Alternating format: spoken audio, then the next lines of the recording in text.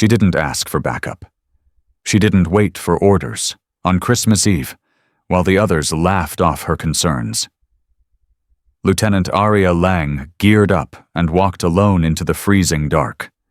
They called it paranoia, SEAL instincts she couldn't shake. But hours later, after she uncovered a hidden ambush and saved the entire outpost, no one was laughing anymore. Because this wasn't just about enemy threats, it was about the strength of one woman who refused to ignore her instincts. And what happened that night changed everything. Before we begin, drop a comment. Where are you watching from? And if emotional stories like this move you, hit that subscribe button. The outpost on Ridgeline Bravo wasn't built for comfort. It was wind-whipped steel, sandbags, and coffee that tasted like burned regret. Snow dusted the corners that desert heat couldn't chase. Radios crackled with frost-bitten signals. It was Christmas Eve, but no one cared. Except her. Lieutenant Commander Aria Lang, a former embedded recon for SEAL Team 7, had volunteered for a solo perimeter sweep that night. She wasn't on rotation. No one asked her.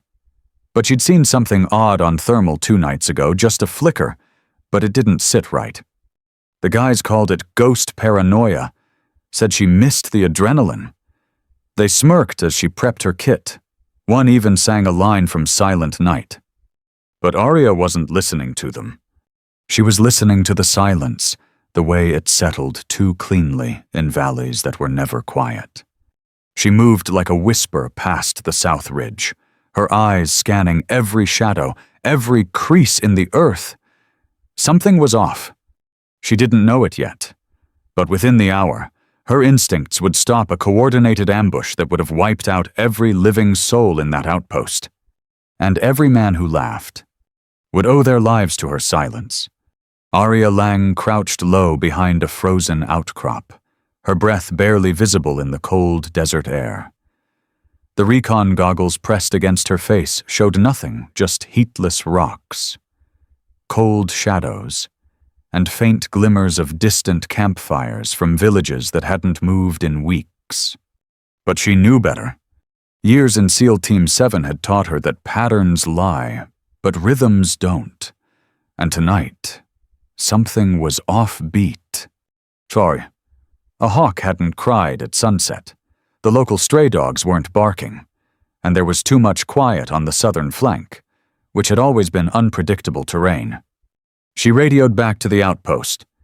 Outpost Bravo, this is Lang, requesting infrared sweep on grid 27 Alpha. Silence.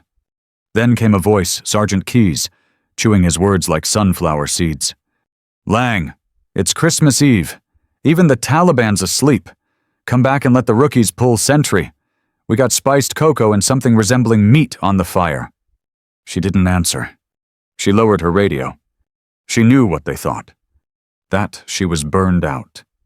Too intense. Still wired from past missions where lives were won or lost in seconds. Still clinging to old protocols that had kept her alive more times than she could count. But she didn't need their approval. She needed clarity. Then it happened. A flicker so faint she thought her goggles were glitching. 3 heat signatures. Close together. Too close. She tracked them. They moved like ghosts across the terrain, spaced exactly, covering each other's blind spots. Military precision, not locals, not shepherds. Professionals? She exhaled slowly, heart rate steady, then tapped into a secondary comms channel. Bravo Ops, this is Lang. I've got 3 possibles. Grid 27 Alpha, moving northbound in leapfrog formation. Not friendly. Repeat, not friendly. This time, she didn't wait for a joke. The voice on the other end wasn't Keyes. It was Captain Weller. Are you sure? Aria zoomed in. One of the figures paused, bent over something. Then she saw it. A communications relay beacon. High grade. Military issue. Positive. They're laying guidance markers. Captain Weller went quiet for 2 seconds. Then confirmed. Drone Recon picking up 6 more heat signatures behind them. We've got an inbound team. Possibly more. Whole thing's a staging op. Her pulse didn't rise. She asked one question. What's my clearance? There was no hesitation. You're green, Lang. You've got authority. She moved fast, silent as vapor, skirting the ridgeline, placing a motion sensor at the pinch point between 2 ravines. It wasn't about engaging.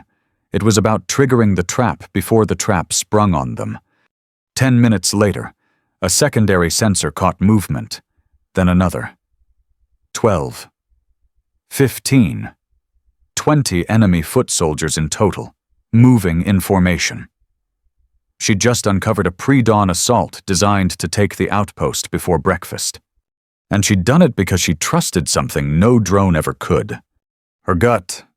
Back at base, the men scrambled, alarms blared, machine guns rotated, defense grids lit up like a Christmas tree, but this time with red tracers.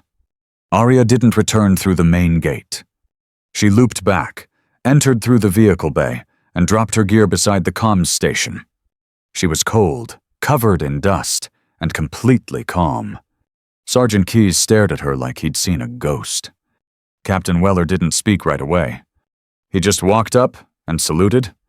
A clean, precise gesture. The room went still. She returned it sharp, respectful, without pride. No words exchanged. But the message was clear. She had saved them all. And every laugh from earlier, now just echoes swallowed by the desert wind. By midnight, Outpost Bravo was lit up like a live wire. Floodlights pierced the dark. Defensive positions were manned at full readiness. Radios buzzed with encrypted traffic.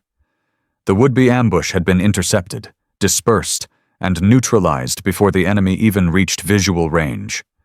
But even in the glow of adrenaline and survival, Aria Lang didn't celebrate. She didn't join the huddle of soldiers exchanging nervous laughter. She didn't accept the hot cocoa Sergeant Keyes silently offered her.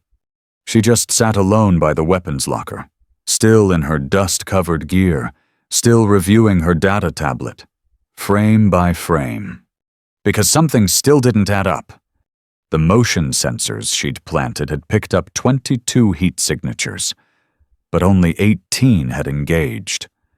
The drone footage confirmed it. Some of the team had broken off early, pulled back into the canyon under full cover.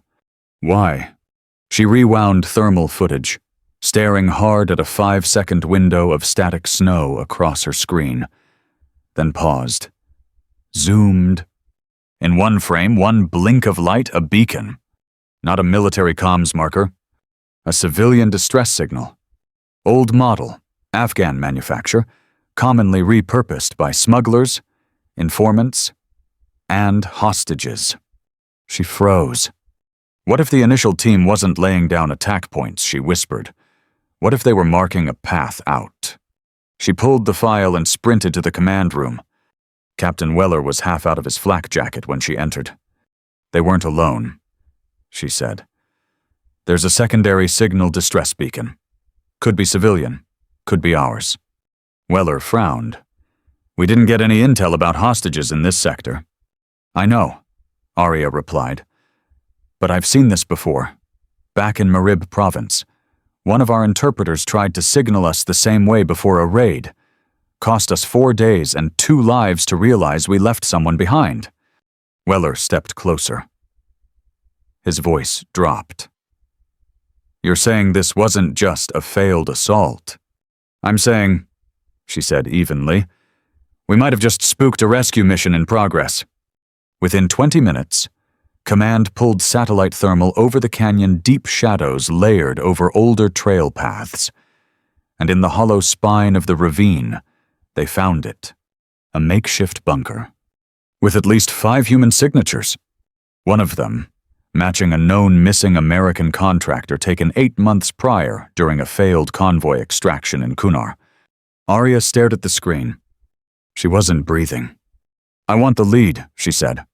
Weller didn't hesitate. You've got it. At 0400 hours. She led a small fire team, 4 soldiers and 1 translator, into the canyon under cover of low fog and calm silence. They moved slow, clean, seal quiet. She found the bunker tucked between fallen shale, camouflaged under scavenged tarps and decades of dust. A broken satellite dish jutted out like a snapped tooth. She signaled a halt. 2 forms emerged from behind the rock wall unarmed, hands raised. A woman, thin, shaking. An older man behind her, wrapped in rags. The woman spoke first. "You're American." Aria lowered her weapon just an inch. "Yes." The woman collapsed, sobbing. "We've been signaling every night since last week. We thought maybe tonight someone might be listening." Aria blinked hard. "You picked the right night," she said. "Merry Christmas." Back at Outpost Bravo, the rescue sent a ripple through the ranks. They didn't just prevent an attack. They reclaimed the forgotten. And all because one woman refused to ignore a flicker in the dark. That night, as the outpost settled into uneasy quiet, Sergeant Keyes approached Aria with 2 steaming mugs. This time, she took one. He didn't say much. Just sat beside her and handed her a small, folded napkin. Inside was a note, just 5 words. "I'd follow you anywhere. Lang." She didn't smile. But she didn't need to. The mission had shifted. The respect was earned. And Christmas Eve had become more than just a saved outpost. It had become a story that would be told over and over in whispered tones, long after the dust had blown away. When the debriefing began the next morning, something felt different. Not in the room. Outpost Bravo's concrete briefing chamber was still lit by flickering fluorescence, still smelled like burnt coffee and cold sweat, but in the way they looked at her. Aria Lang sat at the far end of the table. No uniform upgrades, no ceremony, no applause. Just silence. But not the kind of silence that used to follow her everywhere. Not the kind that came with doubt. This was reverent. Captain Weller cleared his throat and tapped the data screen. Operation result: 22 enemies intercepted, 5 civilians extracted, 1 American contractor recovered, 0 friendly casualties. He paused, then turned to Aria. All initiated from 1 unauthorized recon on Christmas Eve. No one laughed this time. No one questioned why she was out there alone. Because now they understood she wasn't chasing ghosts. She was listening to the quiet truths the rest of them ignored. Sergeant Keyes, usually the loudest voice in any room, raised a hand. "I just want to say—" He hesitated, which in itself was a miracle. When Lang said something was off, I figured she was seeing shadows. Turns out, I was the one in the dark. Murmurs of agreement followed. Lang said nothing, because that was her way. She didn't need their validation. But something had shifted.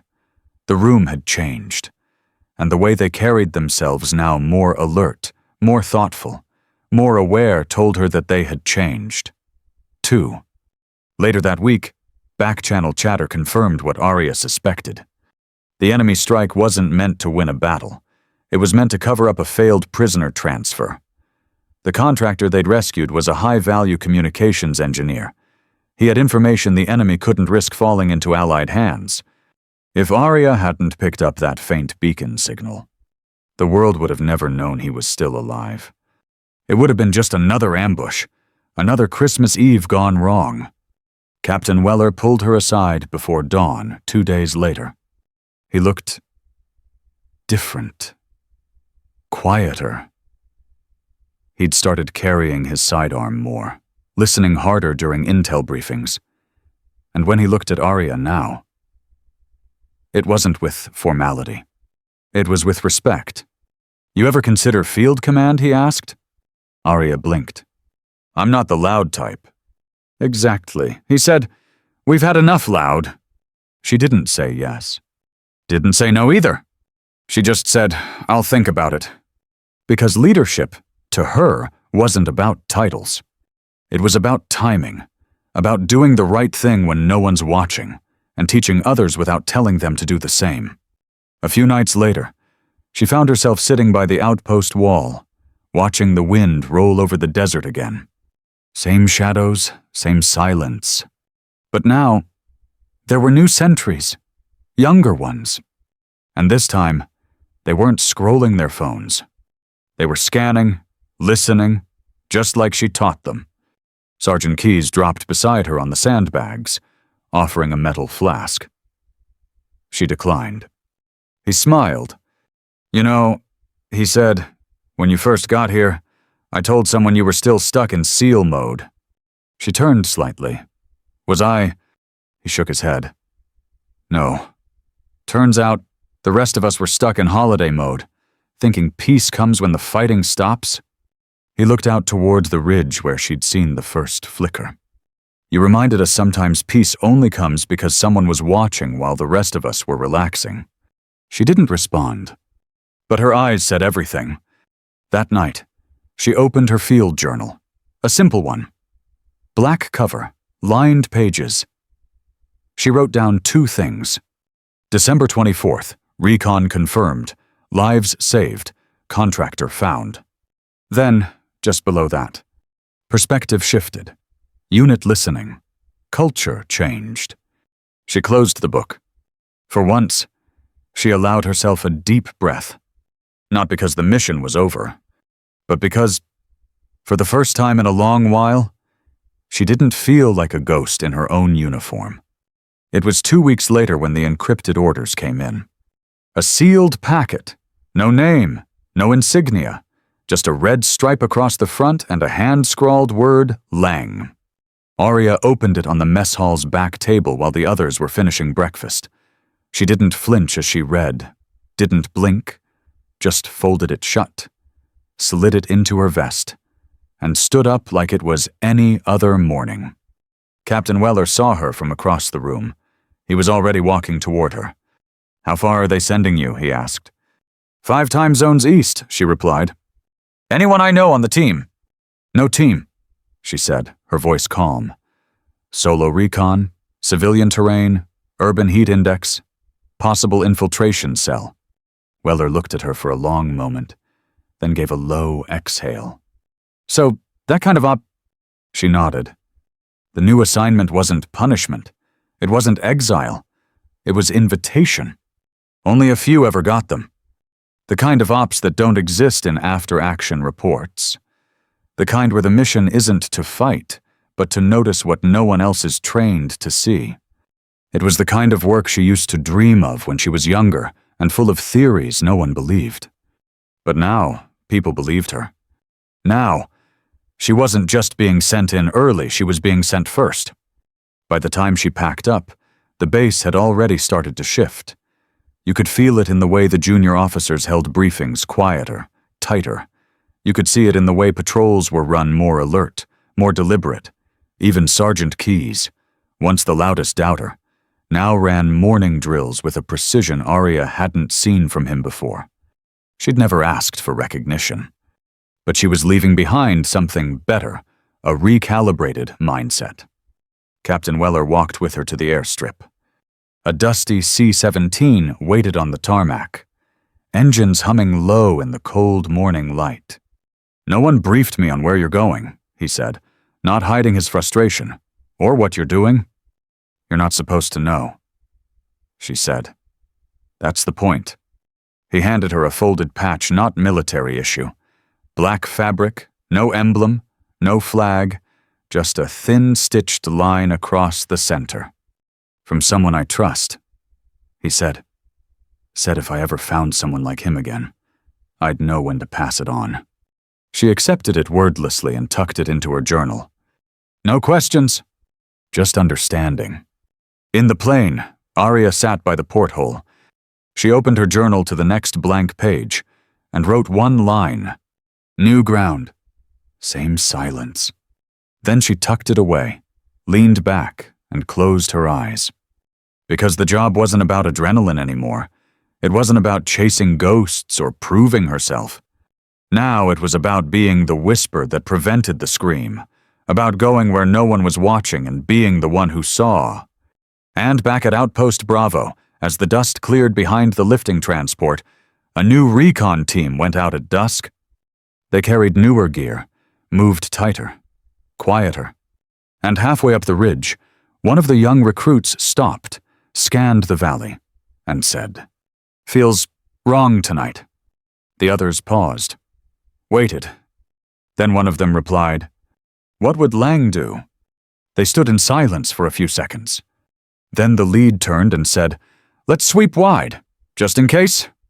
And just like that, she was gone, but still there. The city she was sent to didn't look like a war zone. No craters, no burnt-out vehicles, no screaming alarms in the night. It was peaceful on the surface. Families gathered in cafes, kids biked through narrow alleys, vendors sold roasted corn on corners.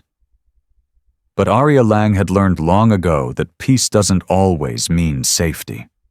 The threat here was invisible, embedded, quiet. And so was she. Her orders were simple: monitor the suspected safe house. No engagement, no contact, just eyes. But Aria didn't just watch buildings. She watched patterns. The same car parked 2 blocks down never moved. A man buying 2 coffees at 5 every day, always alone. A satellite dish that was never pointed at the sky. The signs were subtle, but to her, they screamed. By day 4, she knew the location was more than a safe house. It was a coordinating node, a ghost signal relay disguised as a rundown apartment. Someone inside wasn't just hiding, they were communicating, organizing. And the target wasn't just the city. It was a network. She filed the report. Encrypted, triple-layered. It would take 6 signatures to act on it. But she didn't wait. Because she knew how the system worked. Deliberate, bureaucratic, late. She staked out the building herself, mapped the signal origin, found the flaw in their pattern. And when the takedown team finally received green light, they were already moving in on coordinates she had marked 3 days earlier. They found more than suspects. They found laptops live, open, scripts still running, code that would have rerouted entire drone fleets in 4 countries had it gone live. Because Aria didn't just prevent a local incident. She prevented a digital battlefield from lighting up. All by watching, listening, and acting before the system was ready. After the operation, the intel director, an older woman with ice-gray eyes, invited Aria to a classified roundtable. A rare circle. Only 9 chairs. Only one for her. She didn't speak much, just presented her findings, her timeline, her pattern analysis. When she finished, the room was quiet. Then someone asked, "What do you call this method?" She paused, then said, "I don't call it anything. I just call it necessary." They smiled, because they understood. Back in her room that night, small, sterile, nameless Aria pulled out her journal. She turned to the next clean page and wrote, "I used to think growth meant rising in rank. Now I know growth means becoming so silent, even chaos listens." She sat with that for a long moment, then flipped back through the earlier pages, Outpost Bravo, the Christmas Eve Recon, the narrow miss at the canyon bunker. It felt like years ago, but the fire hadn't dimmed, only focused. The next morning, her handler offered her a choice. "You've proven what you can do alone," he said, "but we're building something bigger now. Quiet operators, observers, not shooters, not spies, strategists." She looked up. "Teachers," she asked. He nodded. "Exactly. You'd train the next ones. The ones who feel too much, notice too much. The ones who don't belong in loud systems." Aria didn't answer immediately. She walked to the window instead. Watched a child on the street below tie a red scarf around a stray dog's neck. Soft moments. Easy to miss. But she didn't. She turned back and said, "I'll train them, but only if I get to choose who makes the cut." Her handler smiled. "You just passed your own test." That night, she packed her journal into a locked case marked Internal Transfer. Tier 1. She wasn't retiring. She was recruiting.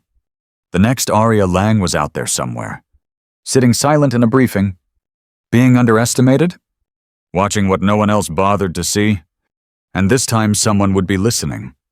The first snowfall came quietly that year.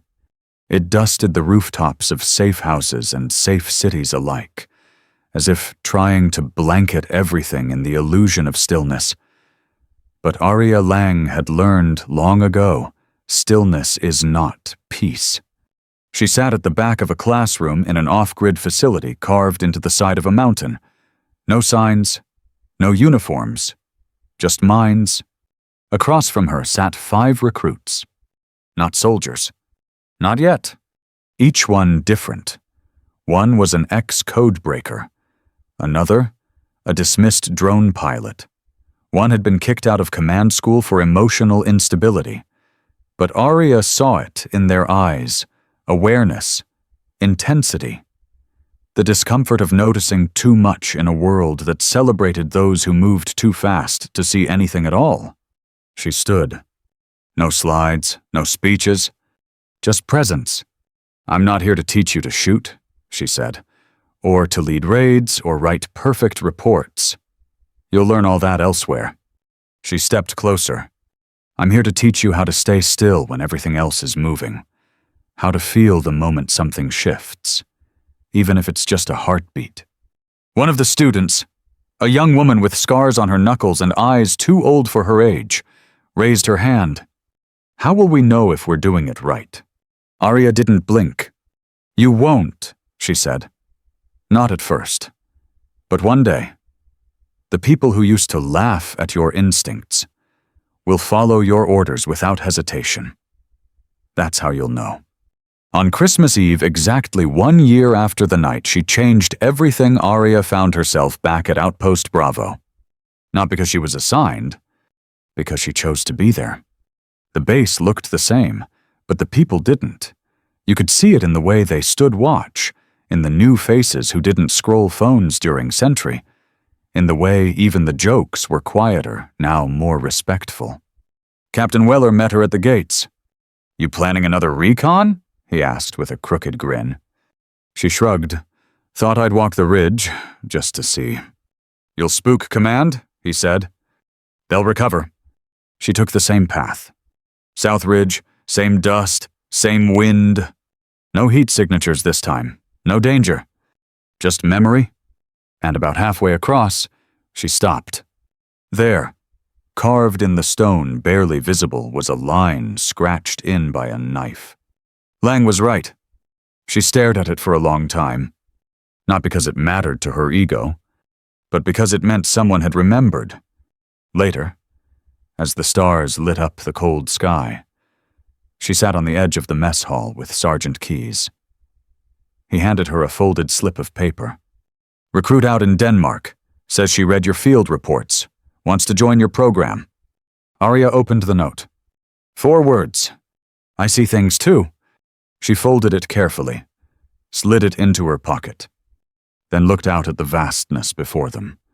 "Let's hope she never has to use it," she said. Keyes nodded. "But if she does," he replied, "she'll know how." That night, Aria sat by herself on the roof. She didn't need music, didn't need lights or gifts. The only gift she'd ever cared for was knowing someone, somewhere, would live because she didn't look away. She opened her journal one last time, and on the final page, she wrote, "They laughed once. Now they listen." Then she closed it, not with pride, but with peace. Because in the end, her legacy wasn't the life she lived out loud. It was the lives she protected in silence. The world doesn't always listen to quiet people. It often celebrates the loud, the confident, the bold. But real strength, it often hides behind soft voices, patient eyes, and calm decisions. Aria Lang wasn't the loudest in the room. She wasn't the most decorated or the most visible. But she was the one who paid attention, who acted when it mattered, not when it was convenient. This story reminds us that clarity isn't found in noise, it's found in discipline. Sometimes, the person you overlook is the one who sees what no one else can. And sometimes, doing what's right will mean being misunderstood first but remembered forever. If this story spoke to you, subscribe and hit the bell. Share it with someone who listens quietly but leads powerfully. Thanks for watching.